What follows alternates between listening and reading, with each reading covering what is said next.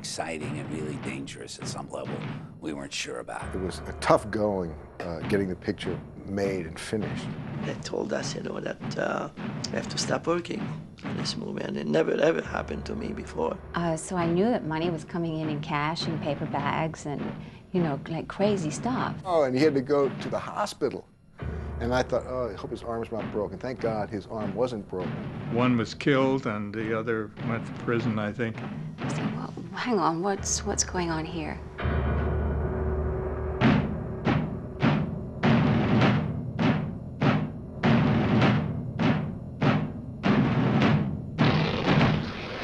Well, my reaction to the book Winter Kills was that it was scary, first of all. Condon was a visionary. And he had his finger on the pulse of certain kind of really powerful, greedy men. At that time, I was, like everybody else, totally enamored with my President Kennedy, you know, and here with implications that, subtle as they were, that he was a womanizer and that his father bought him the presidency and that they were involved in offshore conspiracies and Cuban nightmare sort of agendas with the mob. Part of the book was just about how this president was groomed by his father to take office, how deals were made and that kind of crooked stuff that went on. It said a lot of things about powerful people in code, but the code was identifiable by anyone. Nobody wanted to touch it in Hollywood. It had to almost be financed by gangsters, by outsiders, which it was. Lenny Goldberg and Robert Sterling had this company called Sterling Gold, and they released the Emmanuel pictures. And their biggest one, I think, was called Black Emmanuel. And they made a lot of money. So then they wanted to go into another direction. They basically wanted to become real producers, you know, producers of quality stuff. I first became involved with this project through my agent, Robbie Lance, in New York. And Robbie Lance got a call from a fellow named Robert Sterling and said, we have a book called Winter Kills, and we'd love to get Milos Forman to direct it. And so Robbie said, well, Milos is not available. But if you like somebody else, you should get Bill Richert, you know? And I got a hold of the book. They sent me the book. And I was sure I wasn't going to do this movie because the book was sprawling and complicated and theory upon theory about the president. But how to make all that work in a way that would be palatable to people so that they can watch it without being a litany of accusations and conspiracy theories. I shot President Keegan. And in the end, I said, okay, I'll do this, but I got to do it as a comedy because there's no way to approach this tragedy. Maybe I would do the whole book just like a kind of political Alice in Wonderland. Here would be this innocent kid who was protected at some level by his family, by his wealth, by his education, by his friends in a womb-like world. And all around him are these terrifying experiences. And then slowly these illusions fall from his eyes, you know, the scales of these illusions, which have fallen from the eyes of our whole country. People got actually scared when they read the screenplay. And that's why when Jeff got involved and the other actors got involved, there was something courageous about all of them to participate in this project. Of course, I'd seen Jeff in The Last Picture Show, and then just before we were shooting, Rancho Deluxe came out. I thought, this guy is great, he's gonna be a star, man. He just was all over him, you know. I've always been attracted to unusual projects, you know, projects that I would like to see in the audience. I love going to movies, and I always like to be surprised.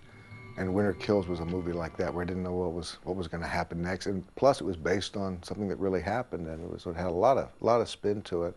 He was with ICM. His agent was Jack Gilardi. They were grooming him for a star. They didn't know who this kid was, which was meaning me, who had only directed documentaries. So I had meetings with Jack. He agreed that the part was good, but he didn't know whether his actor should be in this picture, right? That I really owe getting the gig to one of my oldest friends, David Greenwald, who was an old high school buddy, and in the early part of my career was also my stand-in.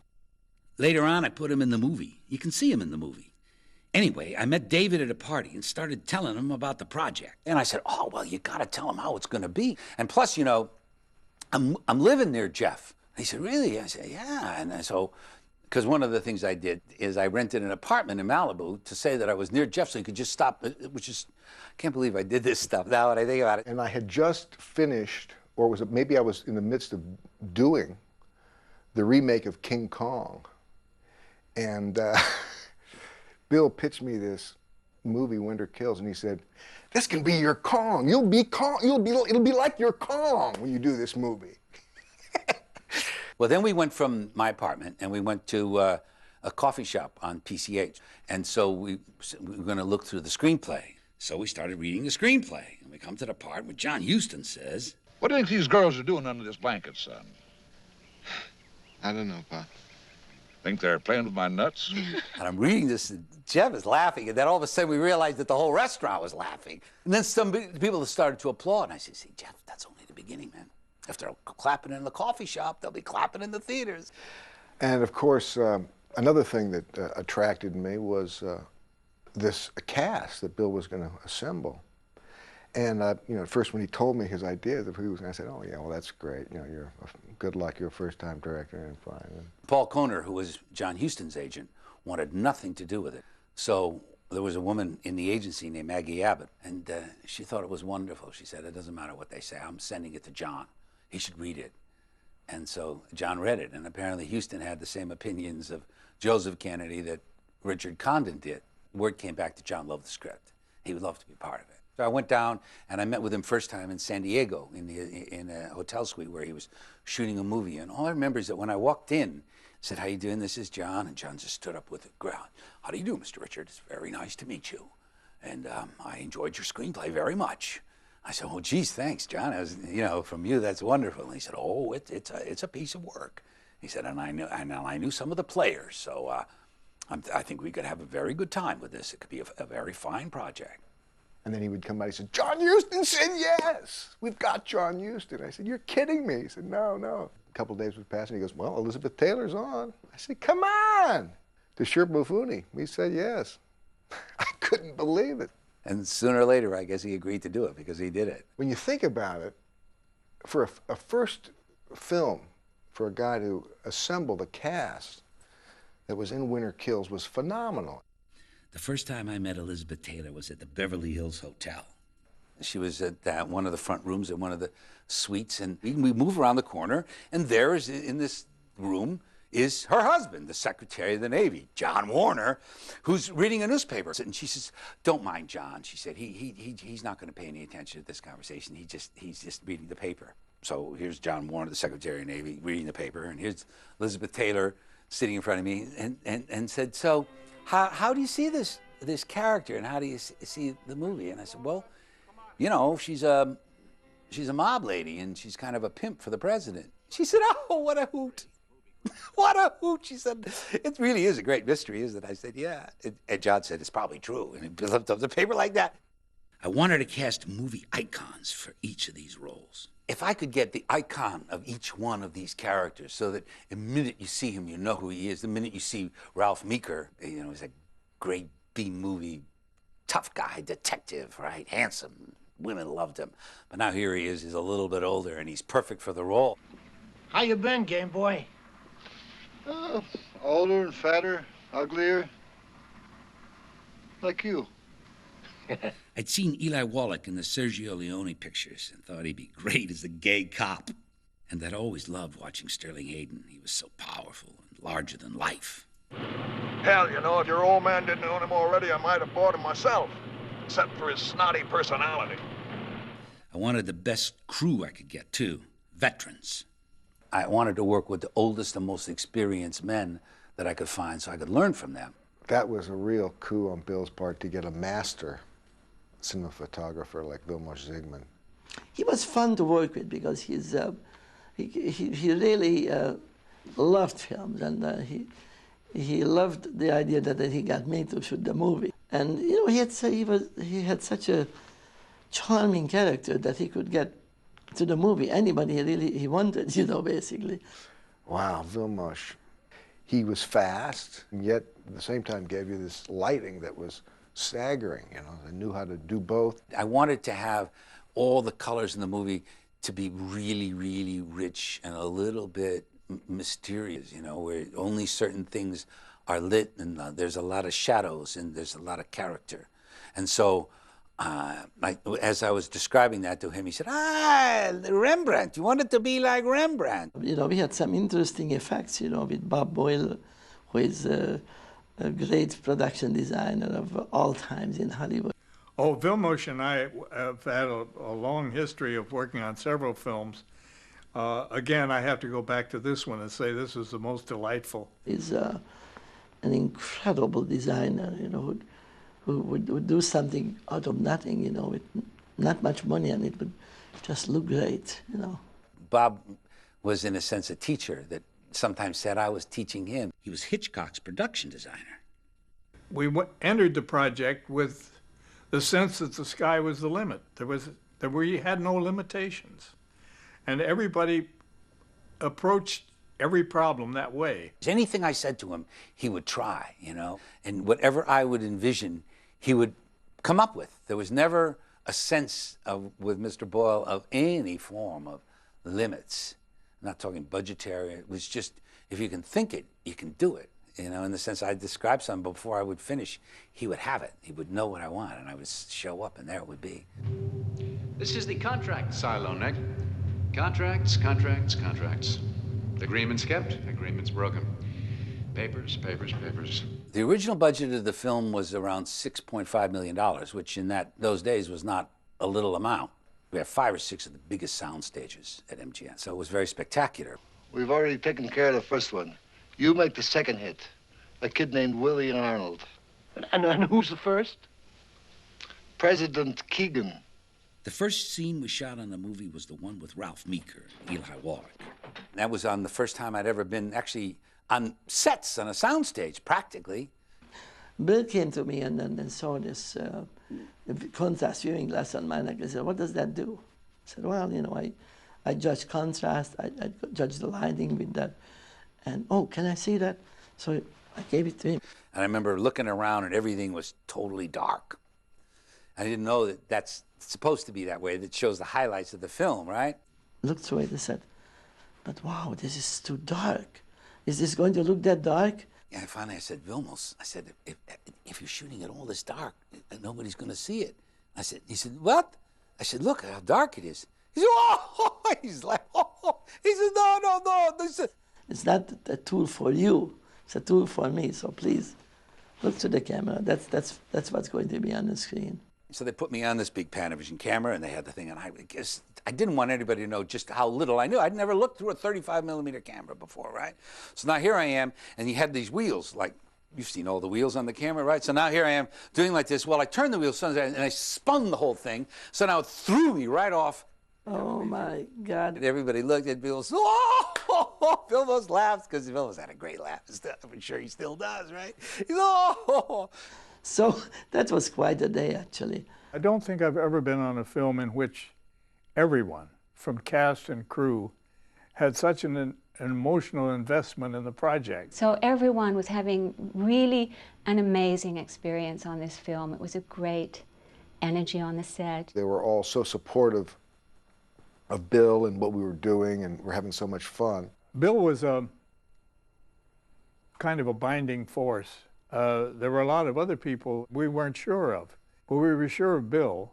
And I remember he loved to make the movie, you know. After each shot, you know, said, "Wow, this was great," you know. His door was open to everybody, and he listened to everybody. He didn't take everybody's thoughts, but he listened to everybody. Everyone from the guy working at craft services to, you know, the grips would be saying, "Bill, you know, in this scene, like what if," and Bill would go, "That's great." Everybody was working day and night on the project, and days and nights kind of all melded into one. I loved working with Vilmos because we could always argue about things. Oh, Bob is great because he's, you know, you could never get into a fight with him. As a matter of fact, it seems to me that most of the time I was arguing with Vilmos all the time. And I would say, "That's great, Bob." And Vilmos said, "It'd be shit to do that. That would be shit. Do you want to do shit?" And Bob Boyle would laugh, and Vilmos is just, and so here were these two guys about to say, both of them at the top of their form, and I'm trying to figure out this and that. I don't remember what the exact thing was, but I remember Vilmos kept saying, "Oh, you do that? Oh, that'd be shit." Come on, boy. Wake up. Gotta get our ass in gear. Working with John Huston was a big highlight for me. I had worked with him before as a director in Fat City, and that was one of my first films. And I remember being sort of jealous of John's relationship with Stacy Keach, who was also in that film, because he was very, friendly with Stacy. And I think, looking back on it, I think it was kind of a directorial choice to keep this young kid on his heels, and I'm not sure what was happening, but he didn't really engage with me on a friendship kind of level. The opposite was true on Winter Kills. Remember the first day, and he came up to me and said, "Jeff, how are you doing? Come on, let's play some backgammon." And he was so friendly, and he went out of his way, I think, almost as an example for all the other actors, to show us the proper way an actor should behave towards a director. Once John agreed to be an actor, John became an actor in the film. He almost never intruded any of his opinions or ideas about direction or anything else. And the respect that he gave Bill Richert was quite remarkable, for this old veteran, to be asking this first-time director, who's never directed a film before, "Anything else, Bill? What can I do? Is this what you wanted?"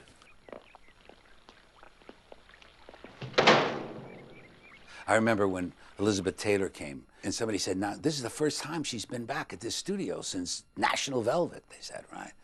And there came Elizabeth and her hairdresser and her agent and her friends, and like a little caravan with a little car behind them. She's amazing. She's a grande dame, she's just large, big personality, generous, ballsy, outspoken, funny, irreverent woman. It was, it was quite something working with her.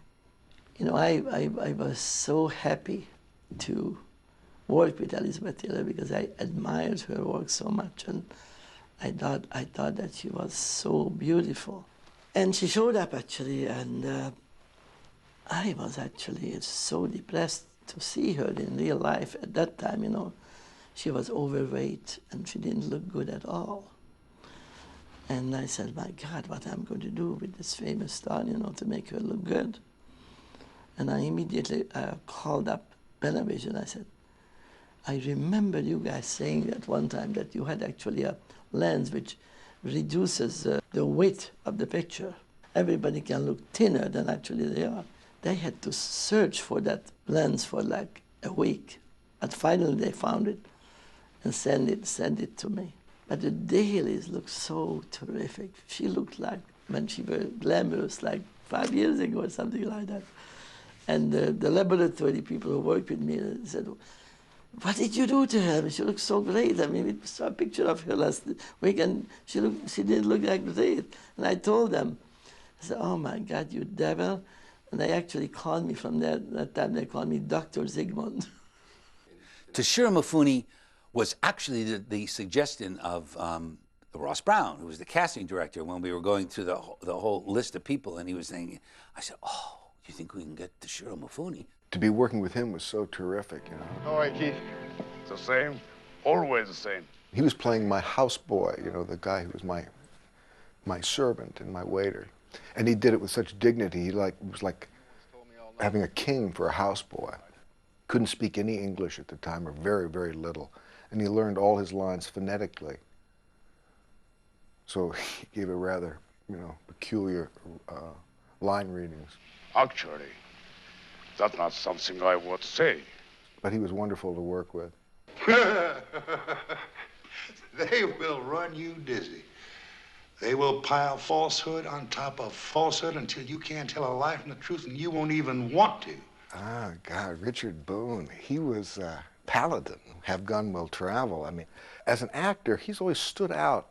I can't think of anyone who has that style of acting or his delivery of lines. They're still dredging from my body, and I've still got it. Now, God bless him and rest in peace, but Richard Boone was drunk, almost falling down drunk 99% of the time. And what was the amazing thing about Boone was how well he functioned, at such high octane all the time. I also worked on a film that he was on, The Shootist, in which he was smashed all the time. But he still seemed to be able to turn in a performance. He's kind of a one-of-a-kind fella, and he was just great, great to be in a film with him. Belinda Bauer was a top model with the Zoli agency in New York. I wrote the part of Yvette Malone specifically for her. I'd been studying acting, but it was my first film. So it was pretty amazing first film on every level. Coming to work and having a dressing room at MGM with a star on the door, that was like, wow, really. That was a dream come true, yeah. Where are you? Grand Central. I'm on my way over, okay? I can't wait. I love you. Then come and get me. That was the first scene that I shot in my first movie. So that was an interesting experience. The only time I can remember, as I sit here now, that I had to do a love scene with the girlfriend of the director, watching right there and directing. As it happened while I was working with her in the part, and slowly we became romantically involved. Also, I have to say, as an actress, to be directed by a man that you're romantically involved with, it was really pretty extraordinary. Kind of a weird, you know, uncomfortable, kinky, weird feeling. In the script, I was having the world's loudest orgasm. So I had mixed feelings about that. Fortunately, Jeff was always a pro, and he's not the kind of guy like my own jealous head, right? Why won't you marry me? You hardly know me. We see each other. I talk to you all the time. You talk to my machine. It's all pleasure for a director to work with Jeff. He's really smart. He understands the character. He understands you. He's a very generous actor. Yeah, he's a very, very generous actor. Wonderful person, working very hard. He's always contributing so much to every film that he does. There was no movie star illusions about him or frivolous stuff. It wasn't until about the 11th week of shooting that we learned the picture was in trouble. I was during the scene we were shooting the climax of the film with Anthony Perkins high in the catwalks of the soundstage. He played a mastermind who was in charge of all of this intrigue that was going on. And he had kidnapped my girlfriend. I want to find Yvette Malone. And so I was, filled with, passion to find my girlfriend and all psyched up. And I come in with my blackjack and I say, You give me this information, or I'm going to get it the old-fashioned way. And I grab his arm. I say, Tell me where my girlfriend is. He didn't say anything. And I took this thing and with all my strength, I cracked him on the arm. Did you hear that? Did you hear that, you clown? You've broken my arm. Saw his face. My first reaction was, wow, what a wonderful reaction. What a great actor. And then I could see that, no, he was really in pain, and he fell to his knees. And he said, my arm. On his arm was just hanging down. He could barely move it. And I said, gee, I thought this thing was fake, But I guess it was like being beaten by a rubber hose, But he said, no, this is all right. He loved it. He got... it was like, it was really happening. It was all really happening. So we were about to do another take, and all of a sudden, I turned and I noticed that the lights were flickering on the big sets. I said, wait a minute, what's going on? And Vilmos, who apparently knew a little bit more than I do about the production problem, said, I will keep shooting until nothing is lit. Nothing is lit. I will keep shooting till all the lights go out. And the lights went out. And all of a sudden, this strange light starts kind of spilling into the scene. We were all standing on this set, way up. And then we look over, and it's like something, it reminded me of a scene from On the Waterfront or something.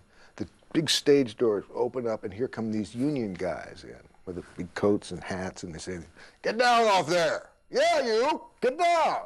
All right, nobody works. This movie's shut down. You're shut down. Nobody works. You're shut down. Hey, everybody, stop. You're shut. Nobody works. I said, what's going on? And their objection was that we weren't being paid. Well, we had let a few paydays slip by, I guess. And they just closed us down. I think first time in film history a movie has filed bankruptcy. We all went home. We were very sorry about it, and we were wondering what's going to happen to this movie. And it was heartbreaking, because we'd put all that work, this great cast, and the movie was shut down. Forever, as far as everyone knew. Nobody knew what to do, and agents were called. I mean, everybody was upset because everybody had an interest in seeing the movie done. To see Bill, who was usually so happy, he was just depressed, and it was, terrible, and it was really knocked the wind out of all of us. As I said, we were shooting on five sound stages at MGM, and we weren't paying for all of those things. In the end, there was no money to pay for them. And so later on, when I found out, I said, what made Lenny think that these studios would just forget about it all? And then, but the idea was that Lenny figured that if enough people were owed enough money, they'd have to finish the movie. But this had never happened before. There was never anybody like Lenny Goldberg before who actually thought that he could pull this off. What you say is true, Nick. It's going to shake up a lot of people. President, Congress, everyone. Especially Pa. And then somehow we got it back together again, enough to go to Philadelphia, probably because we couldn't shoot anymore in the studios. And we shot a whole week there for no money. There was an entire film crew working for no money, simply because they really were believing in the film. And we didn't really care what the union is going to say about it. They get penalized, they can do anything they want to do. But we stayed with the picture. We got about halfway through in Philadelphia, and again, there was a question of money. And the IATSE boys said, well, you have to get it and get it on such and such a date, or we do close it down. And you got the sense that they would do more than close it down. And that's where one of the crew guys who hadn't been paid caught up with John Stark, our production manager. He came with a shot-off shotgun and put it in John's neck until John came up with the cash for his generator. He said, you son of a bitch, you're going to pay. He found us in Philadelphia. At the end of the week, they said, okay, guys, now you come up to room, I don't know, 1717, whatever you go up and you get paid. So I knock on this door, and I go in, and it's a nice suite. And there's a young woman there, half undressed. She had a trench coat, which she had just taken off. There was money in the inside pockets of the trench coat. Dollar bills, $10 bills, $50 bills. She had an open briefcase on the bed with money in it, and she was taking money out of her brassiere. And that's how I got paid. So where that money came from, I have no idea. Nobody ever answered me. I don't know. We had about a week, maybe a week and a half, 2 weeks of very important scenes to shoot, and we're just coming to the home stretch of our film. And by that time, I knew that we were $4 million in debt. Then the third major shutdown occurred. I remember walking on the set, and I had to open the door and see this whole crew out there, and they were just all, it was such a, they were really kind of, it's depressing to get a bounce check anyway. But for the third time in a row, there were like 400 creditors, the wig makers and the drivers and the gasoline and all those debts somehow that had accumulated. I don't know how we did. By that time, when the producers were in New York and were not really available, by that time I think they were sort of hiding out. Then we found out somebody shot and killed Lenny Goldberg, somebody he owed money to. They blew his brains out. They handcuffed him to his bed. That really shook us all up. Oh, we didn't know how we are going to finish this movie. So many times that it looked like we'd never finish it. And then about a month later, the phone rings, and I pick it up, and it's Bill, and he says, I've got an idea. I said, what, Bill? He says, well, I've got an idea that we can go to Germany, and we're going to make another film. It's called American Success Company. I've written it. It's a brilliant script. It's going to fund the making of Winter Kills. So, to make a long story short, we went to Germany, made this wacky movie called American Success. The movie came out. I don't know if it was a tremendous success or not, but somehow it raised enough money to finish Winter Kills.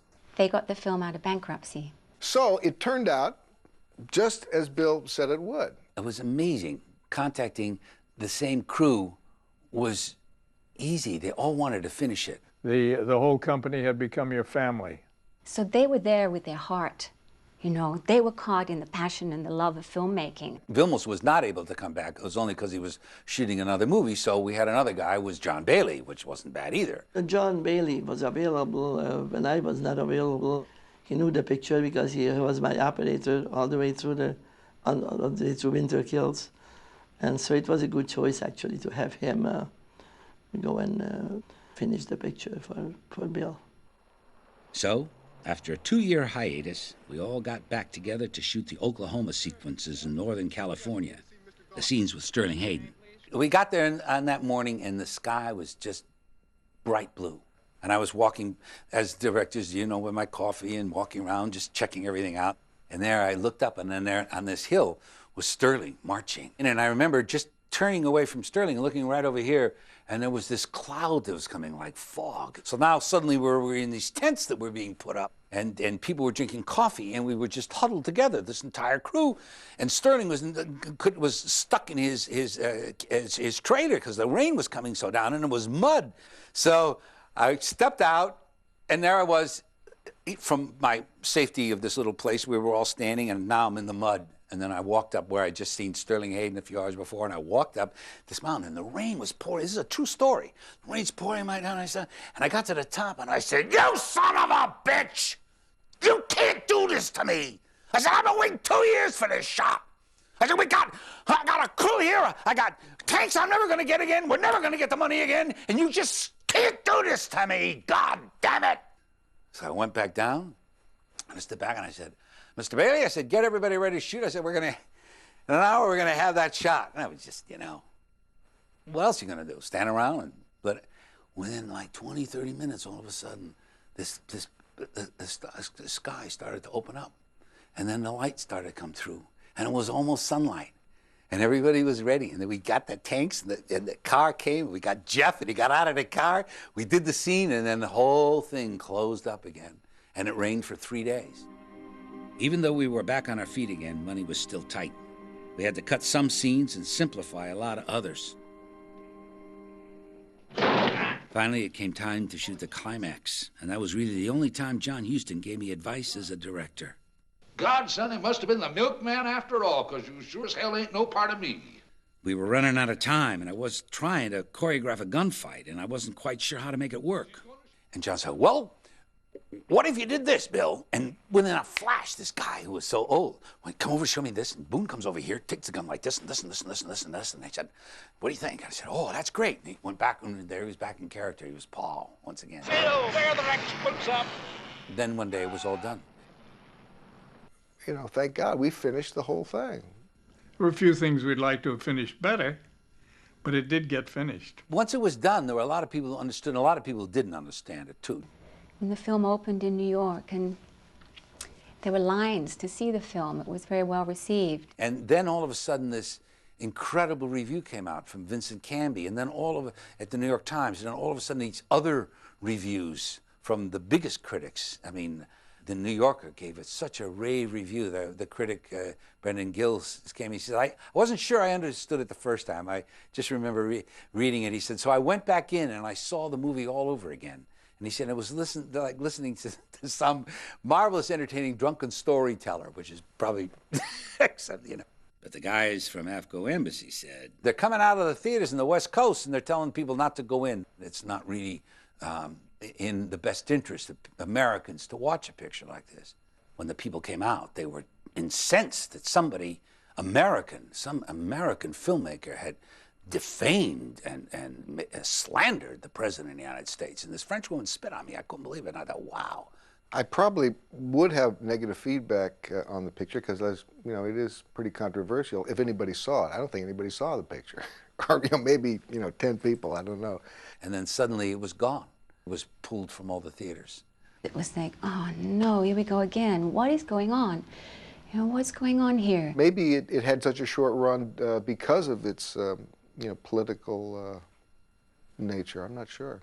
Actually, Richard Condon wrote an article for Harper's Magazine called "Who Killed Winter Kills?" And the summation of that article was that AFCO Embassy had major defense contracts, and that the Kennedys somehow were involved in those contracts or that business dealings, and Ted Kennedy was going to run for president during that time, so they didn't want that movie around, and it wasn't around.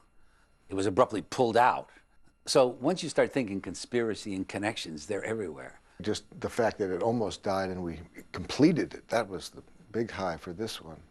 But it is kind of disappointing, when you put a lot of work into a project and all that time, all that money, all that creative energy, and it comes out for maybe a one weekend. Oh, I was so disappointed. I was disappointed for myself. I was disappointed for Bill, as you know, who had worked so hard. It was incredibly disappointing. We all want to work on successful films, mostly because films are made to be seen. And if no one sees it, then part of your reason to be is gone. And it was really a picture which we thought it's going to be very successful. And it was like a bomb, you know. Well, the DVD release will get a whole other generation to look at the picture. That's one of the good things about DVDs and videotapes, is that people can see movies that people put such hard work into. It was a good film. It was a smart, unusual, witty. The story was so intriguing and, you know, kind of interwove facts and fiction and all kinds of kind of surreal elements. Even today, I've seen it so many times, but even today as I look at it, it's always kind of surprising.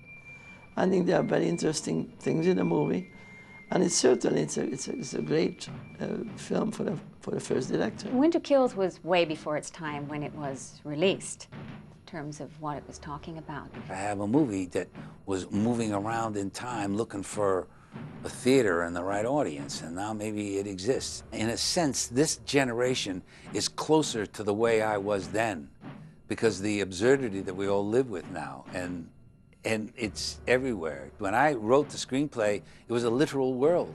The president was a good guy. The vice president was also a good guy. And everything they said was as true as they could say it, one thought. And now you wonder what really is behind almost everything. And you know that behind every curtain is somebody that you never expected to meet. Because there really is never anything as simple as, you know, the original reason or the right reason or what actually happened. There's always layers and layers and layers. And those layers are in the movie.